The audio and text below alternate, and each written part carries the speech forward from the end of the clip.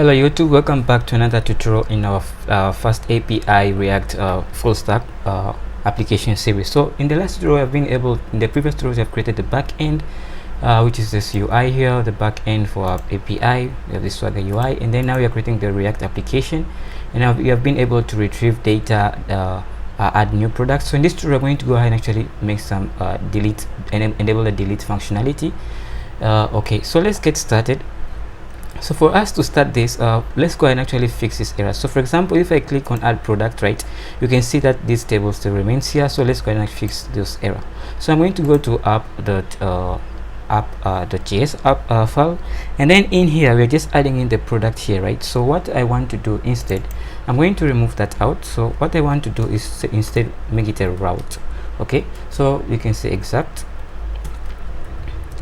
equals exact, and then we can specify path, and then the path is just going to be for slash just be the home directory, and then component, and then the component is just going to be now the product table. Okay, that's all we need. So now let's go back and test. Try to, you can see now that's gone. So if I go back to if I go to the root directory and then do this, you can see now we have only that, and if I click update, we have only that. So that's fixed. So great. So now that I have that done, let's go ahead and actually write a functionality for our deleting files. So whenever I want to, let me just go back here. Whenever I click on this, I want an action to delete, send a request to backend, delete it, and then also update the UI. So that's what I want to do in this tutorial. So I'm going to do that. So we need to go into our product row. That's where we're displaying these buttons. Okay, so these are buttons, right? So I want to add an event listener. So on clicking on these buttons, so what I want to do, I want to call another function. So what this function is going to do is going to delete the specific product that you've just clicked on. So we need to identify each product uniquely, right? So to identify each product uniquely, I'm going to be using the product ID to identify the product. Okay, so on click, this is going to take in it's going to be this, it's going to be object, and then it's going to have this function. It's going to just be an arrow function. Now I'm going to have it writing here a function called handle delete. So we're going to pass in an ID, and the ID is just this prop that you have passed in. You're going to pass in here to delete the product ID. Okay, sorry, I have done that. This should be done on the delete button. So yeah, so on click, you're going to pass in this object which has an arrow function, and this arrow function simply calls in delete, handle delete, and takes in an ID. Okay, so what's this handle delete and where does it come from? Well, we're going to pass it down through props. So I'm going to do handle delete just like that. So now we need to now go to the parent of this component, which is just going to be the product table, which is this component right here. So we need to pass it in here as handle delete. So handle delete, and then you're going to, yeah, that's all you need to do. You're going to pass in there as a prop, and then this will be now we need to define what this function does. So what it's going to do is, first of all, it's going to filter, it's going to delete, send a request to delete our application, right? Is to delete the product, and then once it's done deleting the product, is going to filter, also update the UI. So we're going to send a request to the backend to delete our product, and when it's done, it's going to send a status of OK, and then based on that status of OK, we're going to update our UI to make sure that the UI is also in sync with the backend. So great, let's begin.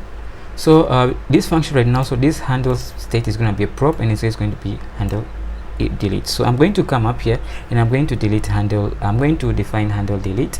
And what handle delete is going to, I'm just going to come down here just before use effect, and I'm going to write const handle delete, and then this is going to be it's going to take in, and it's going to be an arrow function that takes an ID, and then simply returns the following. So it's going to send a request to the backend, and what is simply going to do is going to send a delete. So we're going to delete whatever is there in the backend. So we can see that is going to send that ID here. So we're going to do let me just show you what I'm trying to explain here. So I'm going to delete product, right? So delete product, then if I do try this and I pass in like 4, then write delete, you can see now you have been deleted, and it's going to send us a status of okay.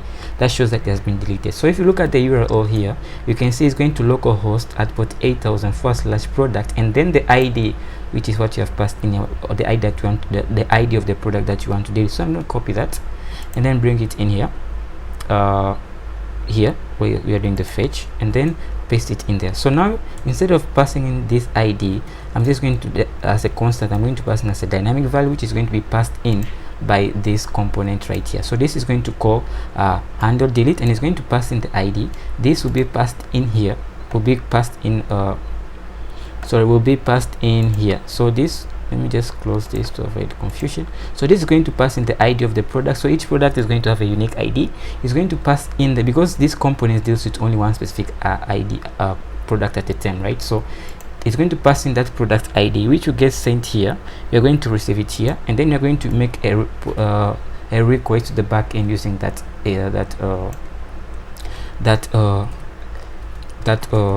what do I call it, that ID. Okay, so method, I'm going to have a method here. Sorry, this is actually method, and then this is going to be a delete method. Okay, you're going to make a delete method to the back end, and then you're going to pass in a couple of headers. Okay, so I'm going to say headers, and the headers is going to be on going to be of type object, and then it's going to have accept,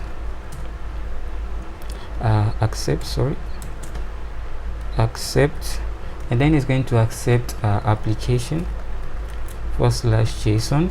That is going to be the accept, and then whenever we get the request back, we want to do a then. So we're going to do here down dot then, get that promise. We're going to get the response. We pass it to an arrow function, and what you're simply going to do is you're going to do return. You're going to return .json, just like that. You're going to do return a response to JSON, and then you're going to get another promise. So what you're going to do, you're going to do a result, and then the result is going to be an arrow function again. So what you're going to do is we're going to check for if result the status of that result, because it's going to return to as a response. If is equal to okay, right? Make sure that you use three equal signs in JavaScript. So if it's okay, and then what you're simply going to do, we're going to say const filtered. We're going to now filter our products to update the UI. You're going to remove the product that's whose ID was specified to us. Okay, so I'm going to do product products.data.filter, and then I'm going to pass in, I'm going to get in here a product. So a product. So whenever I get the product, I'm going to actually check if the product dot ID is not equals to the ID that we get. So if the product ID is not equals to the ID that was passed in here, right, you're going to return that product to this filter object. Okay, so whenever the ID, whenever this evaluates to true, it will be returned and stored in here, else it will not be. If it's false, it will not be returned. Okay, yeah.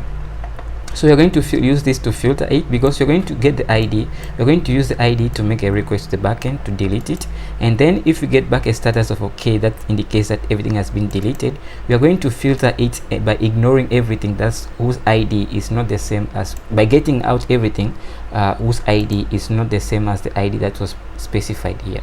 Okay, so what we're simply doing is that we are just filtering out and removing the product whose ID was specified here. That's what we're trying to do.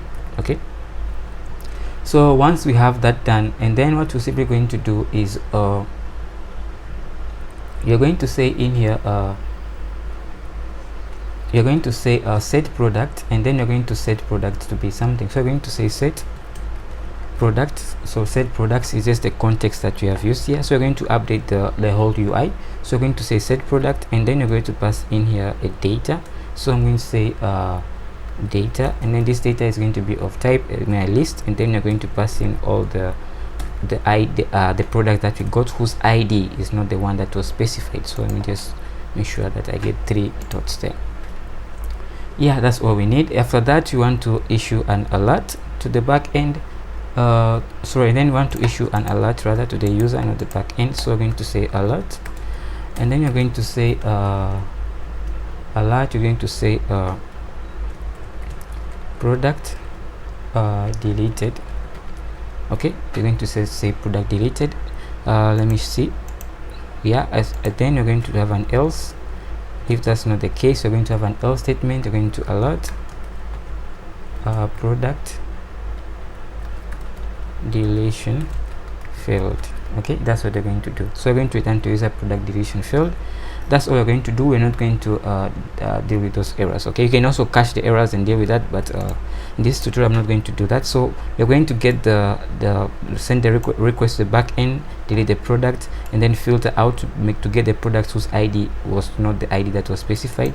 And then if the status is okay, we are going to alert the user, tell them that if the status is okay, we are going to filter and then tell the user that filter, update the UI, and then tell the user that the data has been deleted.